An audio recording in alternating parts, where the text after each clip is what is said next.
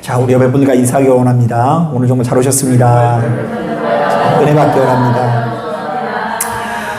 여러분 감사합니다. 원래 해마다 명절을 앞두고 바로 전 예배, 그러니까 이제 목요일부터 연휴가 시작되니까 이제 수요일 예배는 좀 어수선한 감이 있는데요. 오늘 예배는 왜 이렇게 마음이 잘 모여서 예배를 드리는 것 같은지 하나님께서 오늘 갑절의 은혜를 부어주실 줄로 믿습니다. 그리고 오늘 받은 은혜를 가지고 명절 기간 동안 만나는 모든 사람들마다 화평하시고 생명을 누리시는 저와 여러분 되기를 주님의 이름으로 축복합니다. 자, 우리는 그동안 이 레위기 말씀을 함께 묵상하면서 5가지 제사 규례와 제사장 직분에 대해서 알아보았는데요. 자, 이번 시간에는 그 뒤를 이어서 정결 규례에 관한 말씀들을 함께 나눠보려고 합니다. 사실 오늘날 이 시대를 살아가는 우리들은 레위기 11장부터 20장에 나오는 이 정결 규례들을 도무지 이해하기 어려울 수 있는데요. 일단은 이 말씀의 내용이 너무 어렵고 재미없게 느껴지기 때문입니다. 자, 그래서 여러분 연초에 보면 내가 올 한 해 동안 성경 일독을 해야 되겠다 이렇게 각오를 하거든요. 그래서 창세기 참 재미있게 읽고 출애굽기 참 재미있게 읽고 어디서 막혀요? 레위기, 더 정확하게 말하면 한 11장부터 한 20장에 이르기까지의 내용이 너무 답답하게 느껴져서 건너뛰시거나 아니면 이양 이해가 안 되니까 이제 성경을 덮어두는 경우가 많은데요. 그래서 이제 우리나라 교회를 다니는 사람들은요, 다 창세기하고 출애굽기의 고수다라는 말이 있어요. 일평생 동안 교회 다니면서 어디까지만 읽는다고요? 출애굽기. 자, 그래서 이게 이제 일단은 굉장히 우리들에게 난코스처럼 느껴지는 게 사실이고요. 자, 그리고 이 본문의 내용이 이해하기 어려운 이유는요. 자, 레위기에서 제시하는 이 정결의 개념과 오늘날 우리들이 생각하는 정결의 개념이 사실은 너무나 다르게 느껴지기 때문입니다. 자, 예를 들면요. 우리들은 이 부정이라고 하면요. 주로 영적으로 해석을 하거든요. 자, 우리가 죄를 지으면 우리 안에 거하시는 성령께서 근심하시고 이로 인해서 우리의 영적인 상태가 매우 안 좋아진다라고 배우지 않습니까? 자, 그런데 레위기는요, 더 나아가서요, 우리가 더러운 사람을 만나도 내가 더러워진다고 하고요, 심지어 더러운 음식을 먹어도 내가 더러워진다라고 합니다. 자, 우리는 바로 이 같은 사실을 좀처럼 이해하기가 어려울 수 있어요. 아니, 그 맛있는 돼지고기를 먹는 게 왜 범죄일까? 자, 그리고 그 맛있는 산낙지를 먹는 게 왜 죄일까? 그리고 음식을 익혀서 먹지 않는 이 회 같은 거, 회초밥 같은 거, 이게 우리들에게 왜 범죄가 되는가 이해하기 어려울 수 있고요. 자, 특히 더 나아가서는요, 생리를 한 여인이나 출산을 한 여인과 이렇게 접촉을 하게 되면 그 사람이 더러워진다라는 것은요, 그 순전히 여성 혐오 사상 같이 느껴져가지고 이해하기 어려울 수 있어요. 자, 그래서 저는 약 2주 동안 여러분들에게 굉장히 생소할 것 같은 이 정결법에 관한 규례를 가지고요, 이 책임감을 가지고 말씀을 나눠보려고 하는데요. 사실 저도 전하면서도 그렇게 쉬운 내용은 아니에요.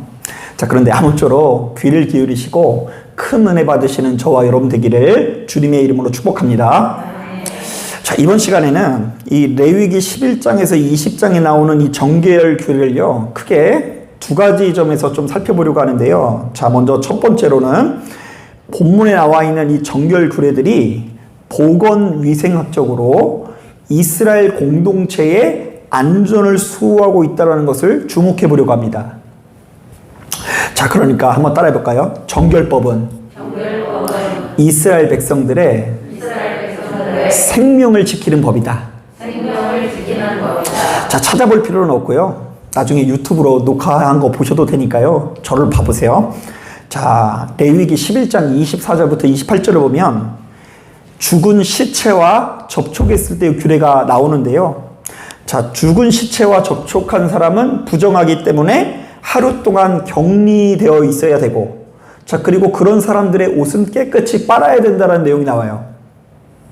자, 그리고 그 뒤를 이어서 11장 29절부터 47절을 보면 당시 기준으로 볼 때 정체가 뚜렷이 밝혀지지 않고 수상한 동물들을 함부로 먹거나 만져서도 안 되며, 만약 그 어떤 식으로든 동물들과 접촉을 했다면 그 동물들과 접촉한 의복이나 그릇이든 다 불태워버리라고 권면합니다. 자, 또한 13장부터 14장을 보면은요, 그 나병 환자에 대한 규례가 제일 길게 나오거든요. 그러니까 여러분, 정결규례법에서 가장 긴 법이 나병 환자법이에요. 자, 그런데 왜 그러냐면요, 당시만 하더라도요, 나병 환자를 분명히 진단할 수 있는 진단 키트 이런 게 있었을까요? 없었을까요? 얼굴에 뭐 나면 그게 나병일 수 있는 거예요. 자, 그러니까 제사장이 볼 때에 이 사람의 피부를 가만히 봐놓고요, 이게 나병 비스무리한 것 같은데? 혹은 뭔가 이 피부에 뭔가 병이 난 것 같은데? 그러면 다 나병 의심 환자가 되어져서 그 사람을 따로 성 안에 들어오지 못하고 격리를 시키고 그들의 상태를 관찰하라는 내용이 담겨져 있어요. 자, 그러니까 오늘날 이 시대를 살아가는 우리들의 입장에서는 다소 이해하기 어려울 수 있으나 이 모든 규례들은 결국 어떤 이야기를 하는 것일까요?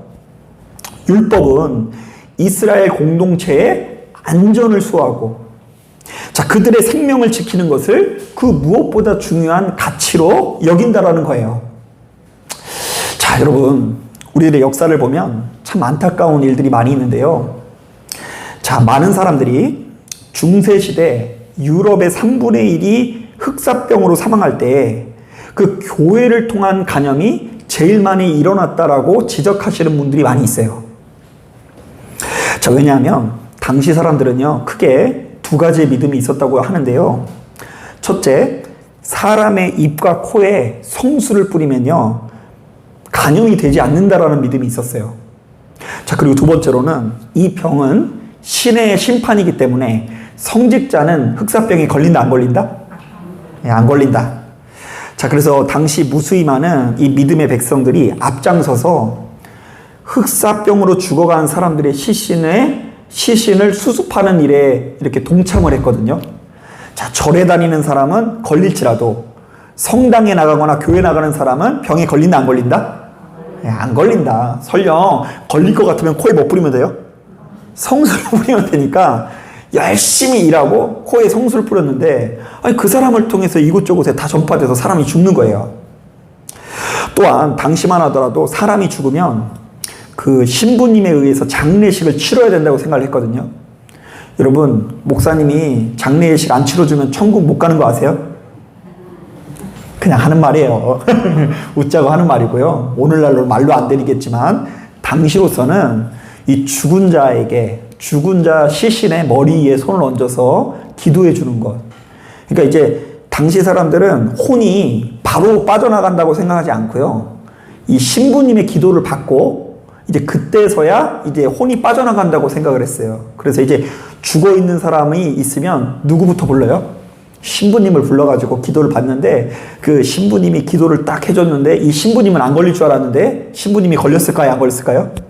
걸렸어요. 그런데다가 그 손을 가지고, 이 죽은 사람 만진 손을 가지고 이곳저곳 가서 안수해 주다 보니까 보건위생학적으로 이 흑사병이 당시 교회나 교인들을 통해서 더욱 전파될 것이라고 추측이 되고 있어요.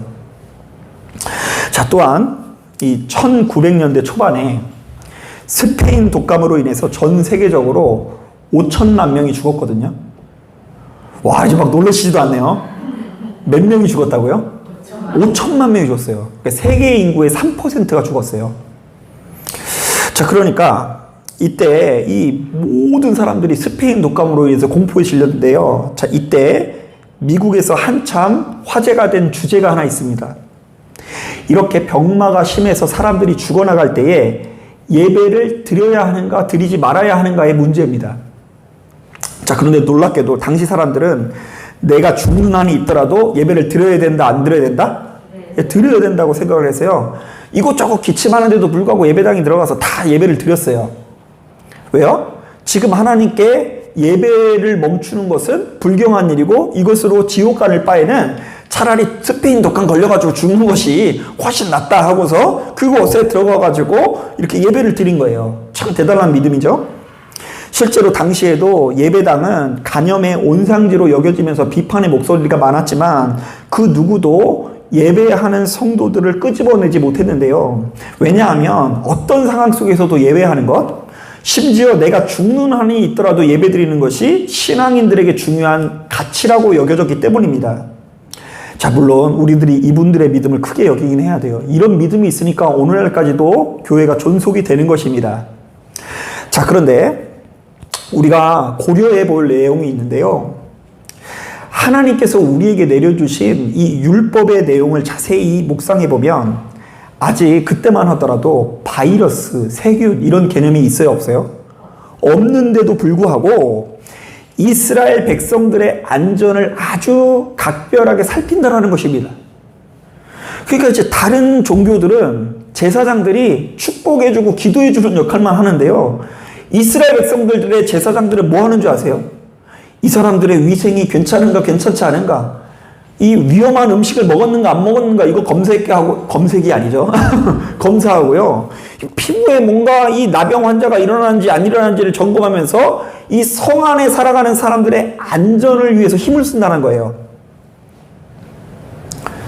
여러분, 하나님께서 이스라엘 백성들을 너무 아끼고 사랑하사 그들 모두가 안전하기를 원하시는 그런 메시지를 우리에게 전달하고 계신 거예요. 한번 따라해 볼까요? 하나님께서는 우리가 안전하길 원하신다. 자, 그런데 이것은요, 사람의 머리에서 나올 수 있는 가르침이 아니에요. 왜냐면요, 당시만 해도 이 고고학적인 유산들을 보면은요, 자기가 섬기는 신을 기쁘게 하기 위해서 아들을 바치거든요. 아들을 막 죽여서 인신제사로 드려요. 그런 신은요, 여러분 믿으면 돼요, 안 돼요?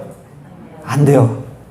자, 그런데 하나님께서는 당신의 백성들이 상할까봐 이 나병에 대한 규례도 이렇게 빼곡하게 적어주시고, 위험한 음식과 위험하지 않는 음식을 당시 사람들의 기준으로 우리들에게 제시를 해주고 있는 것입니다. 자, 그런데 어찌됐건 하나님께서는 우리가 어떻길 원하신다? 안전하길 원하신다. 자, 그래서 여러분 이왕이면 저도 역시 여러분들이 무병장수 건강하시기를 주님의 이름으로 축복합니다. 아멘. 왜 그런 줄 아세요? 이게 기복신앙이 아니라 하나님께서 그것을 원하시기 때문입니다. 여러분, 그렇기 때문에 주님이 여러분들에게 허락하시는 날 동안 강건하시고 안전하시게 되시기를 주님의 이름으로 축복합니다. 아멘. 자, 그런가 하면 두 번째로 본문에 나오는 이 정결 규례들은 부정하다라는 명목하에 당시 시대의 약자들을 철저히 보호하고 있다는 것을 주목해야 합니다. 자, 너는 부정하다라는 명목하에 당시 시대에 누구를 보호하신다고요? 약자들을 보호하신다고요. 자, 특히 오늘 우리가 읽은 본문을 보면 바로 이 같은 면이 잘 드러나는데요. 자, 12장 2절을 보니까 남자아이를 출산한 여인, 그러니까 아들을 낳은 여인은 기본적으로 며칠간 부정하다고 그러죠. 일주일간 부정하다고 하죠. 자, 그리고 12장 4절을 보니까 이후로도 며칠간 부정하다고 하죠. 33일간 부정하다고 하는데요. 자, 바로 이것은 여자가 아이를 낳았으면 적어도 40일간 부정하다는 게 아니라 그 여자를 건들지 말고 격리해서 그 여자가 쉴 수 있도록 보호해야 된다는 이야기예요. 참 좋죠. 요즘에 그 여자들이 아이를 낳으면은 그 산후조리를 한 며칠 정도 하죠? 한 달 정도 하죠. 보통 한 달 정도 하는데, 이스라엘 백성들은 수천 년 전부터 40일간 여자들을 보호하는 규례가 있어요. 자, 그런데 더 놀라운 게 있어요. 아들 낳은 여인은 40일인데요. 딸 낳아서 서러운 여인은 며칠을 쉬는지 한번 볼게요. 12장 5절 말씀 같이 한번 읽어봅니다. 12장 5절 시작. 여자를 낳으면 그는 2일 동안 부정하리니 월경할 때와 같을 것이며 사녀리 깨끗하게 되면 66일을 지내야 하리라. 자, 여자가 낳은 여인은 기본적으로 14일간 부정하고 완전히 깨끗하기 위해서는 며칠을 더 보내야 된다고요? 66일을 보내야 된다고 하는데요. 자, 이것도 역시 딸을 출산하는 여자는 적어도 며칠간 80일간 건들지 말고 격리해서 그 여자를 보호하라는 말씀입니다. 자, 그러니까 성경은 아들을 낳은 여인보다 딸을 낳은 여인을 사실은 더욱 오랫동안 대우하고 보호하고 있다는 것인데요. 자, 바로 이것이야말로 약자들을 아끼고 사랑하시는 하나님 아버지의 통치 방식인 것입니다. 실제로 이제 제가 그런 이야기를 들은 적이 있어요. 한 권사님이 아이를 딱 낳는데 하필이면 아들이 아니라 뭐였을까요? 딸인데 힘들게 딱 낳는데 딸이라는 소식을 듣고 시아버지가 자신의 눈을 안 마주치더래요. 그래가지고 하면서 그냥 갔는데 그 냉정한 모습이 평생이 상처가 돼가지고 그래서 그 시아버지와의 관계가 굉장히 불편해졌다는 얘기를 들은 적이 있어요. 우리나라만 하더라도요, 여러분. 아들 낳으면 고기 반찬 먹고 딸 낳으면 그냥 그때부터 밭으로 나가가지고 밭일 해야 되고 이런 문화가 담겨져 있죠. 자, 그런데 고대 이스라엘 사회에서 딸 낳은 여인을 아들 낳은 여인보다 2배로 보호하라는 규정을 내려주신 것은요, 당시 시대를 거스르는 하나님의 초월적인 가르침인 것입니다. 자, 저는 바로 이런 관점에서 정결법 끄트머리에 있는 레위기 19장 9절부터 10절 말씀을 좋아하는데요. 자, 우리 한 번만 찾아볼게요. 레위기 19장 9절부터 10절 말씀 같이 한번 읽어볼게요. 이게 정결법 끄트머리에 있는 말씀인데요. 한번 찾아보겠습니다. 레위기 19장 9절부터 10절 같이 한번 읽어보겠습니다. 시작.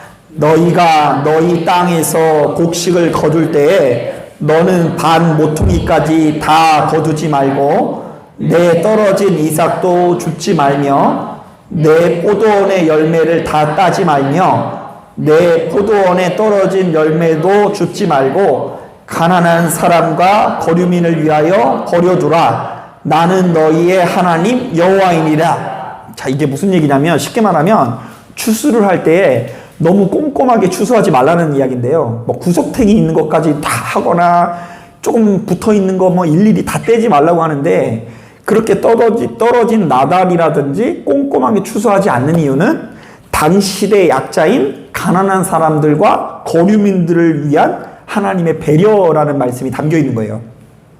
자, 그렇기 때문에 여러분 이 말씀들을 종합해 볼 때 하나님을 믿는 우리들은요, 이 땅에서 잘 나가고 대단한 사람만을 대우해서는 안 되는 거예요. 자, 우리 중에 가장 가난하고 힘없어 보이는 사람, 자, 우리 중에 가장 못나고 부족해 보이는 사람들에게 언제나 손을 내밀고 참아줄 수 있어야 된다는 가르침을 우리는 얻을 수 있는 것입니다. 실제로 어느 곳이든 그 땅에 복음이 들어가면 그곳에서 가장 가난한 사람들을 향한 처우가 달라지게 되는데요. 자, 우리나라의 경우도 마찬가지입니다. 자, 특히 우리나라에 활동하시던 이 선교사님 중에 스크린턴 대부인이라는 분을 좀 소개하고 싶은데요. 제가 일전에 한번 소개했던 것 같아요. 자, 이분은요, 우리나라가 이제 유교 사회일 때 조선 말기에 낙후된 우리나라의 모습을 보고 이제 큰 충격을 받습니다. 자, 이분이 우리나라에서 가만히 보니까 당시에는 남아 선호 사상이 극심해서 어떤 열병이 돌거나 전염병이 돌면요, 아들은 그래도 어떻게 해서든 살리는 거예요. 왜 그런 줄 아세요? 아들은 제사를 드려야 되니까. 그러니까 내가 죽으면 내가 귀신이 된 상태에서 나의 밥 주는 애가 누구예요? 네, 아들이니까 아들은 뭐 열병이 걸리든 뭐 몸이 아무리 안 좋든 간에 뭐 어떻게 해서든 살려요. 자, 그런데 당시 조선 말기에 이 여자아이는 산속 깊은 곳에 격리시켜 놓고 그곳에서 혼자 알아서 낫든지 죽든지 뭐 그것을 그냥 혼자 그냥 애들이 내버려 두게 만들고요. 심지어 아픈 아이를 성 밖에 버려두는 일이 아주 비일비재하게 일어났다고 합니다. 자, 분위기가 이렇다 보니 여자들은 제대로 교육받는 일이 흔하게 일어나지 않고요. 자신의 어떤 자아를 실현하기 위해서 사회적으로 어떤 시도를 하는 것 자체가 불가능했습니다. 자, 바로 이런 상황 속에서 스크린턴 대부인의 마음 가운데 역사하시는 성령께서 그분에게 감동을 주십니다. 자, 이 땅에서 잘 먹고 잘 사는 아들들을 위해서 일하지 말고 누구를 위해서 일하라? 딸들을 위해서 이렇게 일하라고 이렇게 마음에 감동을 받아서 작정하게 됩니다. 자, 그래서 바로 이런 여자들에게 교육의 혜택을 주기 위해서 우리나라 최초의 여자 전문 교육기관인 이화학당이라는 것을 열게 됩니다. 자, 오늘날에는요, 여러분, 이화여대, 이화여고 서로 가려고 하죠. 근데 당시에는요, 학당을 개원했음에도 불구하고 선뜻 이화학당에 오는 사람이 없어요. 왜요? 여자들은 학교를 다닐 수 있어요, 없어요? 없었기 때문이에요. 먹고 살기도 어려운 시대에 남자도 교육을 못 시키는 판에 어떻게 그 여자들을 교육시킬 수 있습니까? 그래서 막대한 예산을 쏟고 뭐 건물을 짓고 있는데도 불구하고 사람을 못 모으고요. 기다리다가 이제 한두 사람씩 모이게 되는데요. 자, 한 5명의 사람이 모이게 돼요. 자, 첫째, 그냥 큰 돈을 벌고 싶어 영어를 배워야 한다라고 결심한 김씨 부인이 1호 입학생이고요. 자, 그리고 그 뒤를 이어 먹을 것이 없는 가난한 집 딸이었던 10살 된 꽃님이가 학당에 입학이 아니라 학당에 맡겨져요. 자, 그러니까 부모가 버린 거예요. 이 학당에다가. 자, 그리고요, 또한 이 선교사님이 서대문 근처에 산책하러 나갔다가 가만히 한 장은 깔고 가만히 한 장은 덮고 구걸하고 있는 한 여인과 어린 딸을 발견하게 되는데요. 알고 보니 남편이 이 두 사람을 버리고 도망가서 거지가 된 거예요. 뭐 당시는 여자들이 남편이 없으면 거지가 되는 게 일수예요. 자, 그런데 그 여인의 병이 너무 위중하니까 이 스크린턴 대부인이 자신의 아들인 스크랜턴이라는 의사 선교사님에게 이 여인을 데려다가 치료를 해주고요. 당시에 4살밖에 안 된 아이를 맡게 되는데 바로 이 아이가 이화학당의 3번째 입학생인 별단이가 됩니다. 이름들을 왜 이렇게 줬는지 모르겠는데 별단이가 되고요. 그리고 또한 이화학당 근처에 살면서 그 최초의 선교사인 아펜젤러 목사님의 집사로 일을 하고 있었던 김홍택이라는 사람이 어려운 가정 형편에 식구도 줄일 겸 막내 여자아이를 스크린턴에게 맡기게 되는데요. 이 아이가 이화학당의 4번째 입학생인 점동이라고 합니다. 자, 참고로 이 점동이라는 학생은 스크린턴의 도움으로 미국 유학을 다녀오고 우리나라 최초의 여자 의사가 되기도 합니다. 자, 그러니까 이 땅에 태동한 처음 교회들이 무엇을 했다고요? 먹을 것이 없는 가난한 집에서 태어난 꽃님이, 길바닥에서 구걸하던 4살 배기 별단이, 어려운 가정 형편에 식구도 줄일 겸 버려진 점동이, 바로 이들을 한자리 모아놓고 따뜻한 물에다가 목욕을 시키는 일이었어요. 그게 몇 년도인지를 까먹었는데 12월 24일이에요. 12월 24일이 무슨 날이죠? 크리스마스 이브. 다음 날 예수님이 오신 날인데 성탄 밤에 난생 처음으로 따뜻한 물에 이렇게 받아가지고 목욕을 하는 이 아이들의 모습을 생각해 보세요. 자, 난생 처음으로 사람다운 대접을 받는 일이 그 자리에서 일어난 거죠.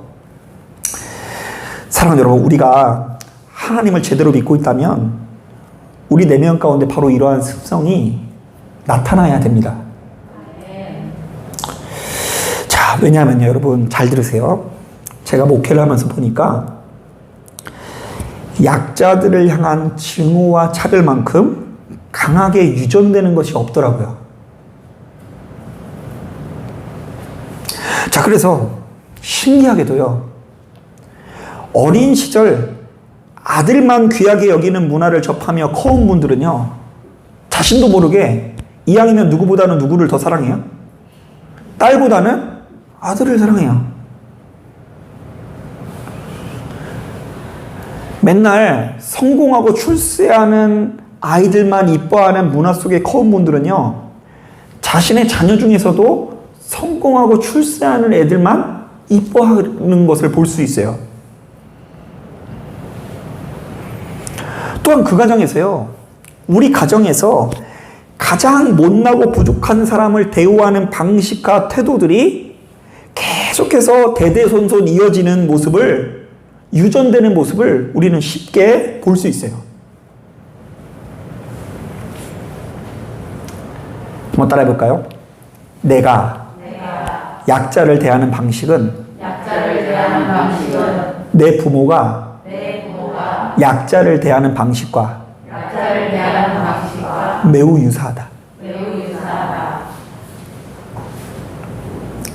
그 집안에 좀 못난 애 있으면 그냥 괜히 막 그런 사람들 있잖아요.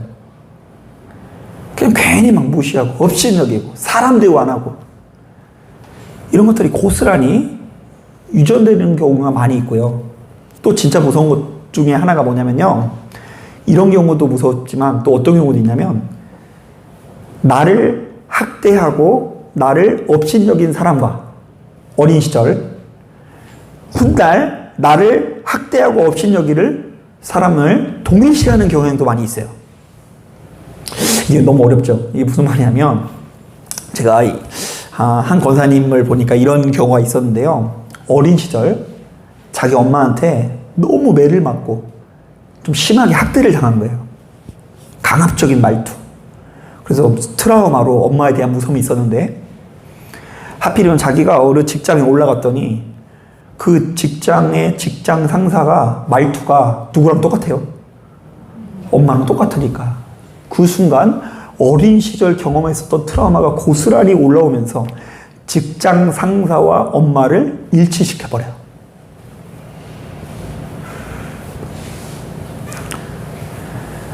자, 이렇듯이요. 어린 시절 약자에게 당연히 가야 되는 관심과 사랑이 가지 못하고 그것이 단절되어서 학대와 사랑받지 못함으로 이어지면 그런 습성이 고스란히 이어져서 나도 역시 그런 행동이 나오기도 하고요. 좀처럼 누군가에게 마음을 열지 못하고 사랑받기 위해서 사방을 이곳저곳 돌아다니는 아주 비참한 상황 가운데 놓이게 됩니다. 그래서 제가 짧은 목회 경험에 의하면 깨닫게 된 건 뭐냐면요. 행복은요. 돈이 많고 출세하고 성공하고 인정받아서 얻어지는 게 아니라 사랑을 듬뿍 받고 그것도 아무런 조건 없고 대가 없는 사랑을 한없이 많이 받고 있는 사람들이 자신도 모르는 사이에 행복한 인생이 되는 거더라고요. 한번 따라해 볼까요? 내가 약자일 때 충분히 사랑받으면 더 이상 약자가 아닐 수도 있다. 한 번 더 따라하겠습니다. 내 자녀가 형편없는 자녀여도 충분히 아낌을 받고 사랑을 받으면 행복한 인생을 살아갈 수 있다. 자, 그런데 너무나 죄된 인간이 자꾸 자신이 좀 더 잘났다고 강자라는 이유로 누군가에게 충분히 사랑해주지 못하고 아끼지 못할 때에 인간의 불행이 나타나더라는 이야기인 것입니다. 자, 그러나 바로 이러한 방식은 주님께서 기뻐하는 모습이 아닐 수 있습니다. 우리는 하나님을 제대로 배우고 알아갈수록 주변에 있는 약자들에게 손을 내밀 수가 있어야 합니다. 또한 모든 조건과 환경을 초월하는 하나님의 사랑을 우리를 통해서 나타나야 될 줄로 믿습니다. 자, 제가 언젠가 마태복음 1장에 나와 있는 예수님의 족보를 보니까 족보에 기록된 사람들의 면면이 너무 형편없다는 생각이 들더라고요. 자, 우리는 보통 좀 위인들이 태어나면 그 위인들의 족보를 좀 위조하잖아요. 여러분 혹시 박혁거세가 아래서 태어난 거 아세요? 막 다 무슨 신의 아들이고 막 그러잖아요, 다. 근데 예수님의 족보는 왜 이렇게 리얼해요? 자, 이 가운데는 예수님의 족보를 보면요. 우상 숭배자들도 있고 성범죄자도 있고 폭군도 있고 이스라엘들이 천시하는 이방인들의 이름도 있습니다. 남의 아내를 빼앗고 살인을 교사한 사람도 있고요. 심지어 시아버지와 며느리의 근친상간의 역사의 모습도 이 족보 안에 담겨 있어요. 유다는 다말에게서 베레스와 세라를 낳고, 이게 근친상간이에요. 자, 그런데 본문에 기록되어져 있는 한 사람 한 사람의 연약함이 드러날수록 이렇게 더럽고 허물 많은 세상에 빛으로 오신 하나님의 사랑이 더욱 크게 느껴지지 않습니까? 하나님께서 바로 그렇게 더럽고 추악한 혈통을 통해서 오셨다라는 것 자체가 죄악으로 오염된 세상을 포기하지 않고 그들의 허물을 덮으시겠다라는 것에 대한 아주 강력한 의지의 표현일 수 있는 것입니다. 자, 그러므로 우리가 진정으로 하나님을 제대로 배우고 알아가고 있다면 우리로 하여금 바로 이러한 하나님의 형상이 나타나야 합니다. 모든 인간을 아끼고 사랑하시는 하나님의 성품을 본받아 우리도 역시 누군가를 향한 연민을 갖고 마음껏 축복하실 수 있는 저와 여러분들이 되시기를 주님의 이름으로 축복합니다. 아멘. 자, 말씀을 정리합니다. 이번 시간에는 그 레위기 11장부터 20장에 나오는 이 성결주례, 이것을 해석하는 데 있어 굉장히 중요한 두 가지 키죠. 첫 번째, 사람의 생명을 중시하는 하나님의 마음. 자, 두 번째, 약자를 보호하시는 하나님의 마음에 대해서 배워보았습니다. 그러니까 다음번에 성경을 읽을 때는 그런 관점에서 한번 읽어보세요. 자, 그런데 사람의 생명을 중시하는 것도 그렇고 약자를 더욱더 보살피시고 도우시는 것도 그렇고, 사실은 하나님께서 어떤 분이시라고 증언하고 있는 거예요? 하나님께서는 사랑이시라고 증언하는 거예요. 자, 그러니까 율법 안 지키면 죽여버릴 거야, 이게 아니에요. 그 율법이 본래 의도하는 것이 우리 모두를 향한, 특별히 너무나 허물 많고 부족한 우리들을 향한 하나님의 사랑인 거예요. 자, 그러니까 율법의 속성과 이 땅에 오신 예수 그리스도의 속성은 다르다, 같다? 같다. 율법이 본래 의도하던 그 정신과 이 땅에 오신 예수 그리스도의 정신 속성이 일치한다. 여러분, 이 사실을 깨닫고 시간이 흐르면 흐를수록 하나님의 성품과 태도들이 우리에게 나타나게 되어지기를 주님의 이름으로 축복합니다. 아멘. 자, 기도하겠습니다.